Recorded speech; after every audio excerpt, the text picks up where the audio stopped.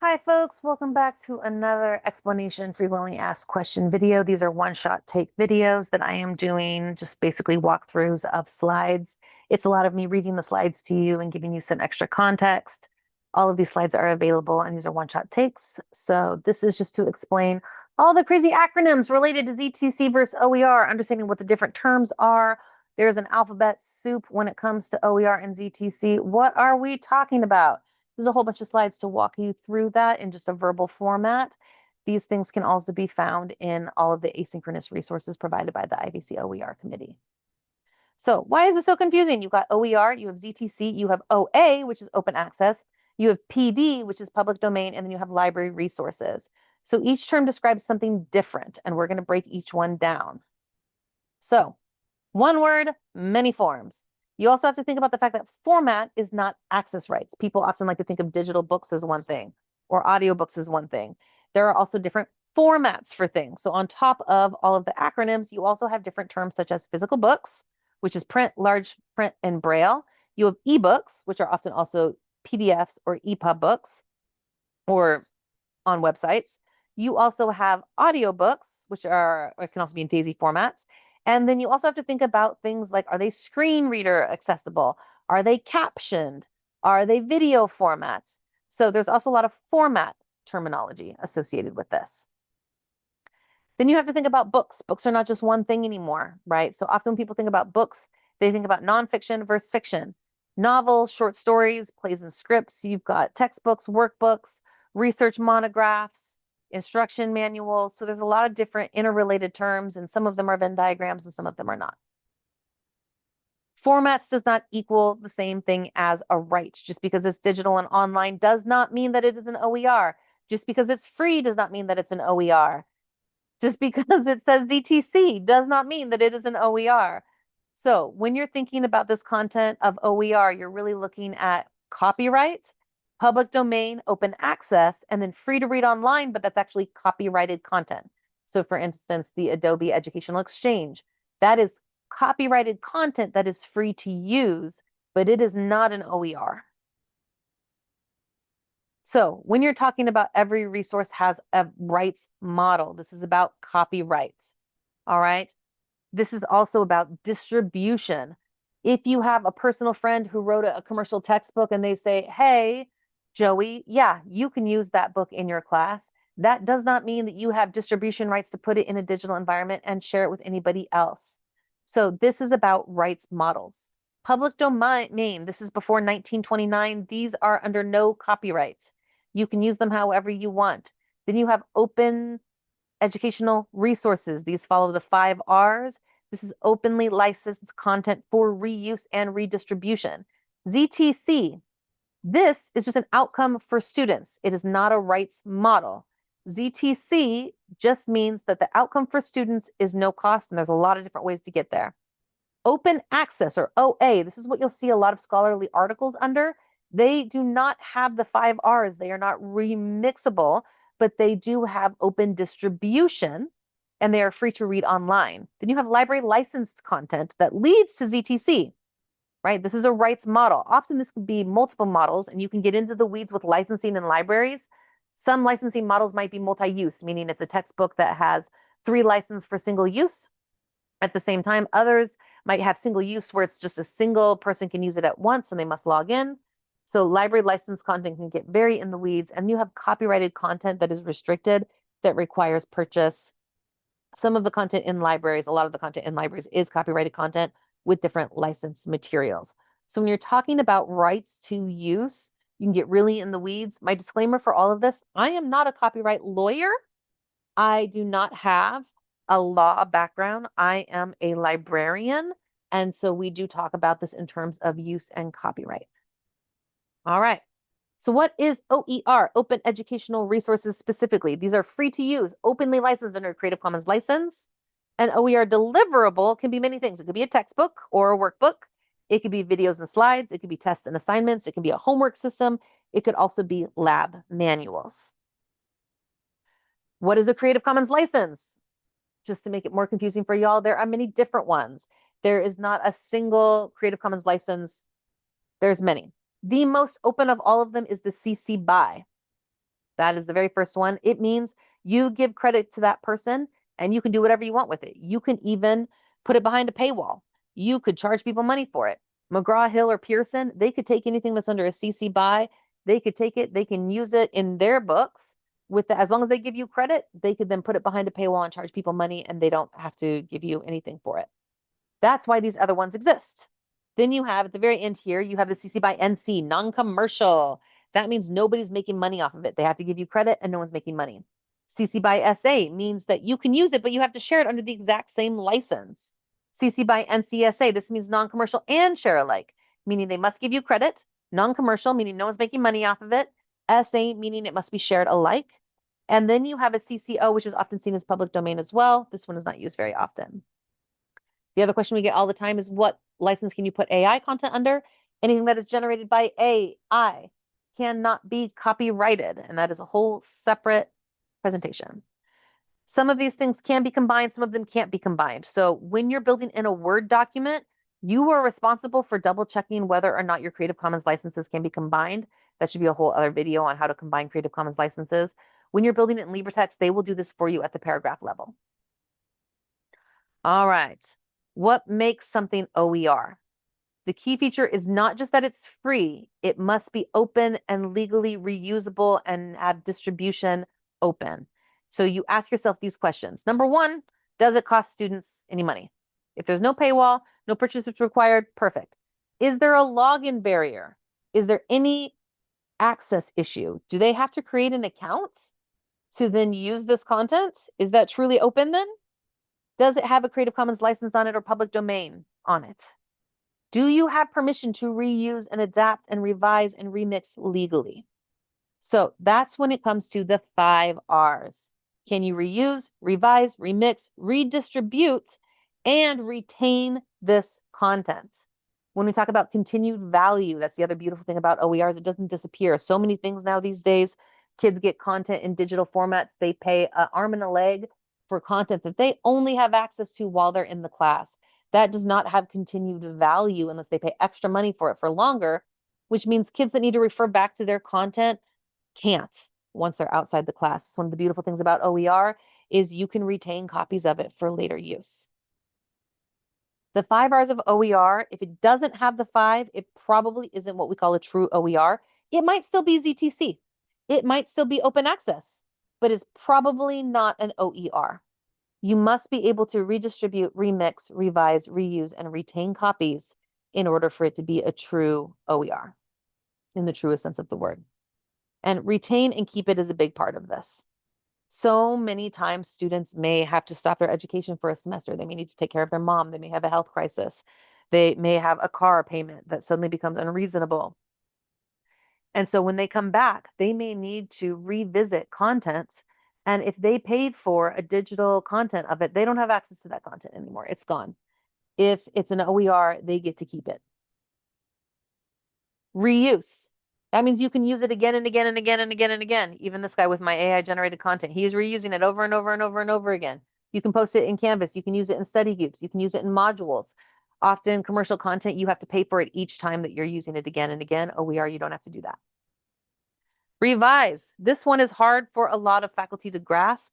There is a narrative of everything being plagiarism and terrified fear of plagiarism. OER, you get to use what somebody else built and modify it. It is not plagiarism. As long as you give credit to the original author, you can modify their content unless it has an ND on it, which is non-derivative, which is not a true OER. You can revise their content. You can update it. You can change it. You can translate it. You can add new content to it. You can change it to add a different case study, put a different lens on it. You can really lean into culturally responsive pedagogy and UDL with OER because you get the chance to revise it as the subject expert that you are. You can put lenses of belonging on it. It is one of the most powerful elements of OER is that you get to modify this as a subject expert to meet the needs of your students. Okay. Remix. This is where you can combine. You can take an OER chapter from an OpenStax book. You can take one of your personal assignments that you've built that you really love, that you're think is highly effective, that you want to share with the rest of your community. Take some OER videos. You can make a custom course packs. A lot of people like to make readers these days in the humanities. That was an old school thing that used to happen that people have come back to in order to teach annotations. If it's OER content, you can do that legally. Redistribute, this means that you can share it. This means that sharing is at the heart of everything about OER. It is a global community. While the official name came in 2002, this actually predates that. The University of South Africa in the 1940s and 50s, they were doing distance education. And while it wasn't officially called OER, the practices of sharing OER through the mail started back in almost 80 years ago. So what is ZTC now? So we've talked about OER and the 5 Rs. What is ZTC? We have people say, Rachel, how do I make ZTC? ZTC is just an outcome for students. This means that students pay nothing for their resources. It is not a material type. It is a result for students. And it includes homework systems. What is ZTC? So there's a massive umbrella. It can be OER. OER is by far the most sustainable way to get to ZTC. But it can also be free websites, even if it means that they have to log into something, as long as they don't have to pay anything.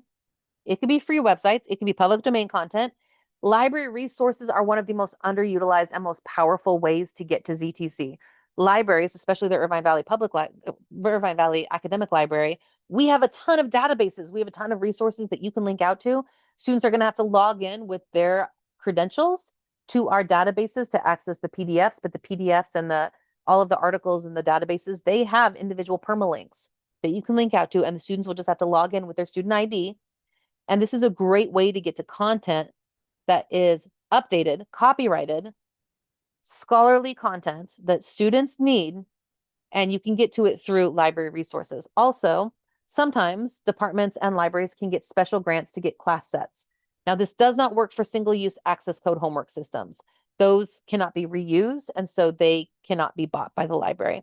But textbooks and digital books and novels can all be bought by the library because they're reusable. So one of the easiest ways to get to ZTC for some of the people who just use novels, say you use a Brene Brown book, that can't be made into an OER, but the library can get a digital unlimited access code. Maybe we can get multi-user licenses, depending on every publisher is different. We can then get you a class set basically, or unlimited licenses, or enough licenses to cover your class for your class to be ZTC through library resources. You just need to work with your collection development librarian and your OER librarian to make that happen. ZTC can also be instructor content. If you're like, Rachel, I'm willing to build, but I don't want to share, so it's not going to be an OER. Okay, we probably can't pay you for that through the OER committee, but absolutely it can still lead to being ZTC. And also course reserves. Now, a course reserve, let's clarify, if the library has a single course reserve on file, that does not make your class ZTC. You must have enough copies on hand for every single student to have access to the book at the same time. So if it's a Brene Brown book and you have 30 kids in your class, say it's a multi-user license, meaning it's a maximum of 3 people per license. We have to buy 10 licenses of that book. And then basically you would have a ZTC class. A course reserve, we'd have to have either a class set for it to be ZTC, or we can get you at least a single course reserve so that your students have access to the content, but it will not lead to a ZTC class. All right. One of the most important things to clarify, OER is always going to be ZTC because open educational resources are always free to students in digital formats. ZTC, however, is not always OER. Zero textbook cost courses may use materials that are free but are not openly licensed.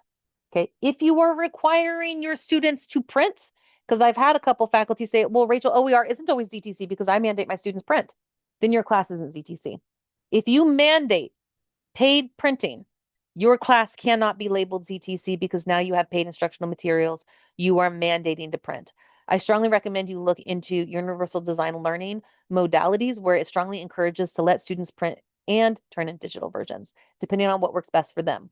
For some folks, a print version is absolutely best.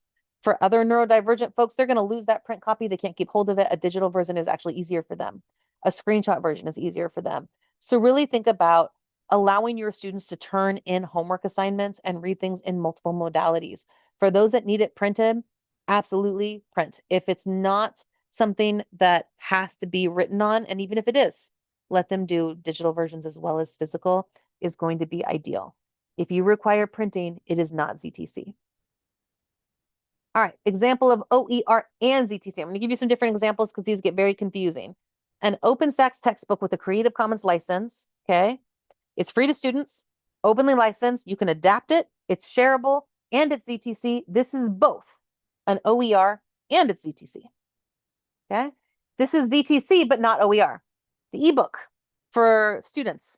Again, we're going to think of the Brene Brown version, right? It's a 3-license, multi-user license.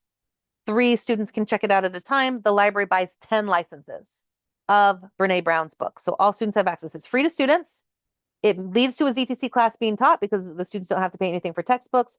It is licensed and restricted. It is not remixable because it's copyrighted under Brene Brown's copyright. It is library access. It is not openly licensed, but it is a ZTC class as long as the students don't have to pay for printing and they can basically make reading logs or things like that online. Here's another example of ZTC, but not OER. Think about how many times it's actually easier to link out to free websites or free content online. It's free for students, but it requires a login. It doesn't have a Creative Commons license. It may disappear suddenly or go behind a paywall. It is not open, but it is ZTC. The reason that this is not as sustainable is at any moment, whoever owns that content could decide to put it behind a paywall, and we lose access to that, which means the promise to students being ZTC is less sustainable and it's more fragile in its promise. But it still leads to a ZTC class. For some content, this is actually the more acceptable option because the information cycles are so fast, creating a textbook wouldn't make sense. Here's another example of why OER is more sustainable, okay? So there are a lot of things out there that are free. And sometimes they're free until they get a big enough following and then they get put behind a paywall. Sometimes people start with something free because they think it's going to be really great, but then they realize that they could be making money off of this and they close it up. So when something can be copied and saved as yours, when it can be updated anytime, when you can move platforms from one to another depending on your needs, and when you can consider future faculty needs, that's why OER is more sustainable than, say, a class set that maybe is going to need to be updated every 2 to 3 years or content that you may or may not have control over. What is open access? So this is one that we get asked all the time, and people get them very easily confused. Often you'll see this in scholarly journals and scholarly books and research reports, dissertations, and conference papers. These are often under an OA. That means that they're free to read online. You probably have the ability to distribute them. They don't require a login to read them, but they probably cannot be remixed. You can't take this content and edit it and turn it into a textbook the way that you could the OER content, but you are free to read this online and distribute it. So think about it this way. Open access is not automatically OER. Open access is free to read. OER is free to use, share, and adapt. Okay. Often one of the easiest ways to get to a ZTC course is to link out to a whole bunch of open access content because you don't have to worry about even logins. You can just link out to it. So that's the way to think about the two differences on that. What is public domain? So public domain has no copyright restrictions. Copy freely, do whatever you want with it. You want to charge money for it. You want to adapt it freely. You want to republish. Example, very old books and literature, government documents, public domain audiobooks. As of 2026 in the United States, it's now 1930. I always say 1929, but now it's 1930. Generally, anything before that is in public domain. However, different translations may not be. Different interpretations may not be. Sound recordings are also a little different. So for them, it'd be 1925, I believe, that has entered public domain. So public domain's a little different, but it usually has a lot looser things. And you don't even technically have to attribute, although as a librarian, I always recommend that you attribute. Public domain versus OER. So basically, copyright does not apply anymore. It's expired as if it never existed. However, different interpretations. So say you're reading the Iliad. The Iliad is definitely in public domain. However, different interpretations or translations of the Iliad may not be. One of the coolest things that I saw a teacher do was take the Odyssey and basically have their students translate it and make a student translated version of the book. And then let each student basically see the original and see a student translated version page by page, side by side, in order to really show how language changes and how interpretation changes over time. That is one of the most beautiful ways of allowing students to engage with content, to actually take ownership over the content. And you're creating an OER from a public domain, but they're not the same legal category. Both can be used for creating ZTC courses, though. All right, what is copyrighted? All right, most commercial textbooks are protected by copyright laws. Students must purchase them or rent them. And when you rent them, they do not have continued value, and that is the most common thing that students are doing now. They are renting them. Purchase is required, permission is needed. They have very brutal license controls, and they have limited sharing and limited distribution rights. There are many things where people are like, oh, I paid for this once, that means I can distribute it. No, you cannot. If you bought a copy of the digital book and you have a PDF of that book, you cannot distribute it. That is intellectual property theft, basically. You cannot be sharing something or distributed something just because you bought it. That is copyright infringement. So again, I am not a copyright librarian. I am not a copyright lawyer, but I do know these things to be true as an OER librarian. Fair use is not a get out of jail free card, and a lot of faculty think that it is. Fair use is a legal defense, but it is not blanket permissions, and it is evaluated on a case-by-case study. And literally Princeton and I want to say Columbia or Cambridge, one of the other big, it's failing me at the moment, one of the other universities, they were sued based on readers and they lost millions because of this, because people had this narrative in their head that fair use covered basically taking copyrighted content and putting it in a reader, and it did not fit under the fair use law. So I'm going to give you guys what we understand the fair use law to mean in OER. There are people who like to say, oh, it's just the 10%. As long as it's 10% of the book or less, you're totally fine. You can copyright 10% of the book and you're totally fine. No, you are not. That is not a hard and fast rule. That is a myth. There is no automated safe harbor where it's a certain percentage will protect you from copyright law. On average, there are 4 factors related to fair use. The first is purpose and character of use. Is it transformative? Is it for education? It does not automatically mean that it's fair use law if it's for education. Factor 2, the nature of the copyrighted work. Is it factual or creative? Okay. Amount or heart of the work is a big part of this. So if you're taking the I Dream a Dream speech and you take one phrase of it, that could be the heart of the work, meaning you're in copyright infringement. And does it affect the market value? This is the easiest one to look for, especially when you're talking about OER. If you take a couple phrases of that book or you take one page out of that book, and now the student doesn't have to buy that book, you just affected the market value of that book. So you have to be very careful thinking about these 4. They are weighted. There isn't a one size fits all for it.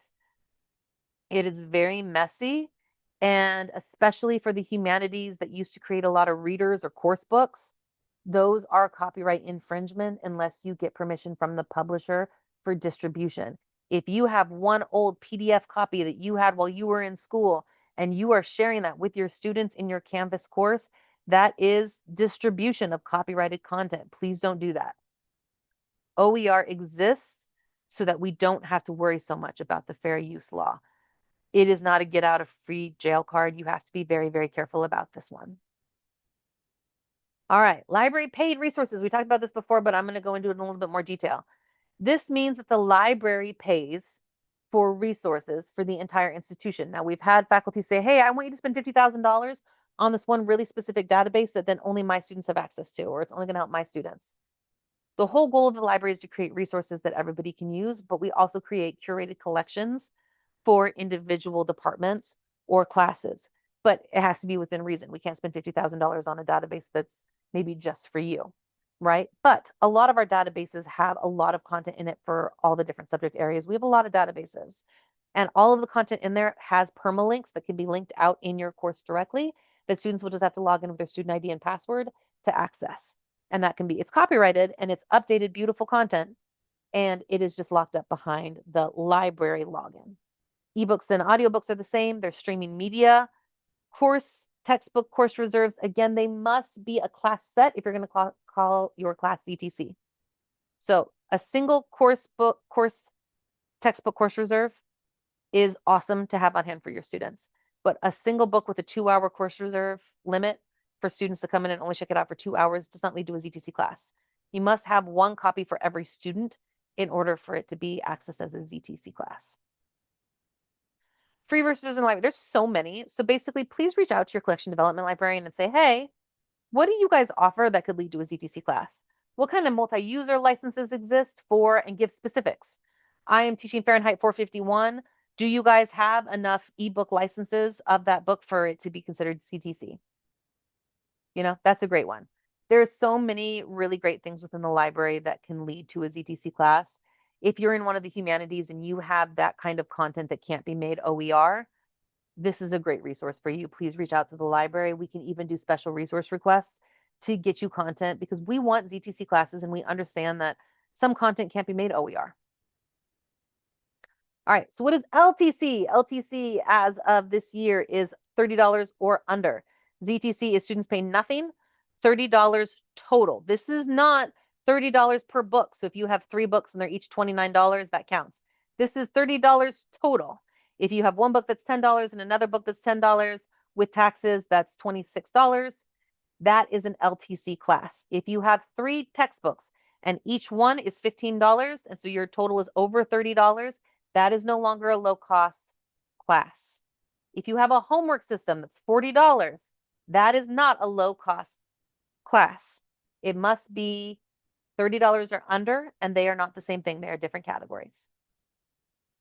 All right, what is ADA? So when we talk about accessibility in the library, we're often talking about physical accessibility, which is a little different than ADA and WCAG accessibility tied to Title II. This is a federal requirement. IT is the one that is basically helping support this work, as well as our instructional technologists. Mainly, all content needs to be screen reader friendly, captions and transcripts for people who can't hear, alt text, as well as printable formats for those that need it printed. ADA and WCAG compliance are really, really, really, really important. And we strongly recommend reaching out to the instructional technologist if you would like more on how to basically make sure that your content is accessible. What is modality? We talked about this a little bit before. There are different forms of delivery types of materials, and they are all mixing and matching. So when people are like, oh, it's an ebook, so therefore it's OER. No. Oh, it's an audiobook, so therefore it's a library resource. No, there's so many different ways that they can be different modalities, or they could be different licenses. So is it a print book? Is it an audiobook? Is it a Canvas module? Is it an ebook? Is it an audio file? Right? And then you have to ask yourself, are all of them, are they accessible in ADA format? What is a license? Can you share it? Can you edit and remix it? Can you upload it to Canvas? Can you distribute it? Can your students have a copy to distribute it? Can you use it after the semester? Does it have continued value? Also look for the license when using resources for your course. You have to understand the licensing. If you are confused, reach out to your librarian. All right, so here's just a comparison because that was a lot of different stuff. OER versus ZTC. OER is openly licensed. It's free for students. It can be adapted and legally remixed and distributed. You can share it, and it is the most sustainable long-term to get to ZTC. ZTC is an outcome for students. It may or may not be open access. It may rely on library access. It may rely on free website content. It may or may not be reusable later, okay? OER is about openness and permissions. ZTC is just the final outcome cost for students. All right, so quick test. This is another way to think about it. Is there a paywall? Does it require a login? Does it have a Creative Commons license or public domain? And are you allowed to revise and reshare it? When you're asking these questions, if it clicks on all 4, you're probably looking at an OER. Here's another quick test. Is it ZTC? Do students pay anything for it? Is it stable and accessible and under Title II ADA compliance as well? Can students keep it? Does it require a login? Again, you're looking at just the cost, but does it stop there? Okay, common misunderstanding number 1. It's free online, so therefore it's an OER. No, it is not. Just because it's free online does not make it an OER. But that might lead to a ZTC class, which is still great. Common misunderstanding 2. The library has it, so it must be an OER. No, the library pays for copyrighted content. That still can lead to a ZTC. Please utilize your library resources whenever possible. Library can find licenses. The licenses, they're also, people are like, oh, what does this publisher do? Every single title could have a different license model. There are multi-user license, single user license. Some have unlimited perpetual licenses. Some have licenses that expire after a certain amount of uses. There is no one single license type. and it is per title that we have to check that for you. So please reach out to your collection development librarian. It can lead to ZTC classes though, and the library is happy to support this work. All right, why this matters for students. This is an equity intervention as well as an instructional intervention. Students greatly benefit from having free, accessible, and available content on first day, day one, all the way through the semester. It actually hits on better outcomes for students, lower retention rate, lower drop rates, higher retention rates, better grades, and actual more just engagement with the content itself because they're not having to think about and jump through hoops to actually find the content. They just have access to the content. All right, why does this matter for faculty? People have academic freedom, and you have more academic freedom with OER than you do with commercial textbooks because you can customize it.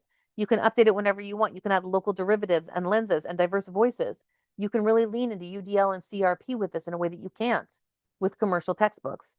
You can share with colleges and colleagues across anywhere in the world, and you can build strong course alignment so that then basically you have curated content that's targeted just for your students rather than having everything in the kitchen sink included.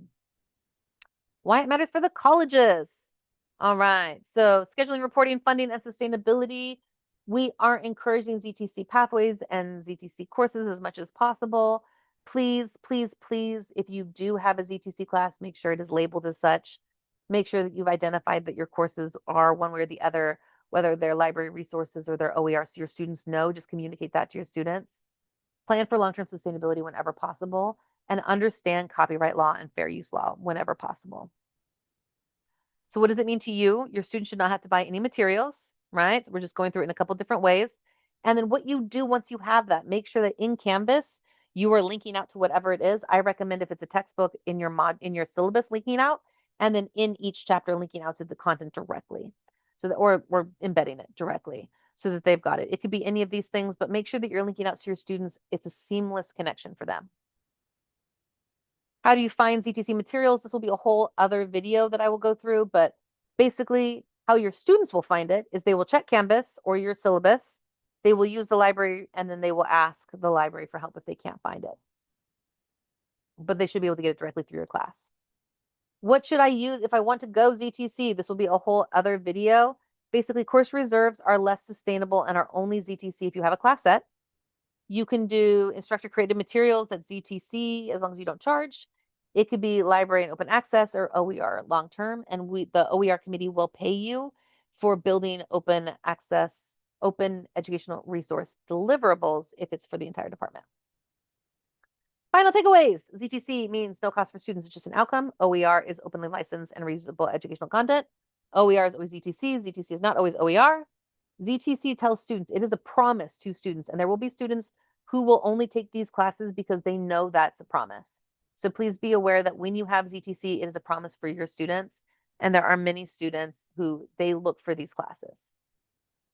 If you have any questions, feel free to reach out. The OER librarian is here for you, and we are happy to answer any questions. Remember, free is good, but open is even better, and the whole point is that the student wins. And thank you so much.